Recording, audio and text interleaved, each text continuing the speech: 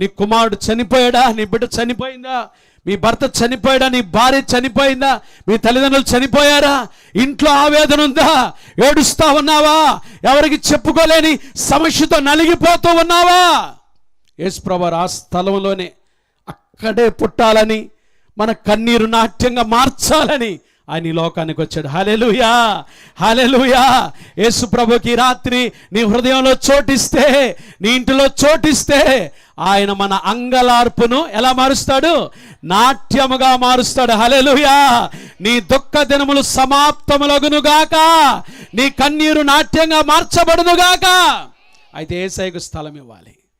బెత్లెహేములో యేసయ్య ఎన్నుకోవటానికి మొదటి కారణం, బెత్లెహేములో తను ప్రేమించి పెళ్లి చేసుకున్న భార్య చనిపోయిన స్థలం, యాకోబు రోధించిన స్థలం, యాకోబు కేకలు పెట్టి ఏడ్చిన స్థలం, గుండె కోత అనుభవం జరిగిన స్థలం. It's a place of broken heart.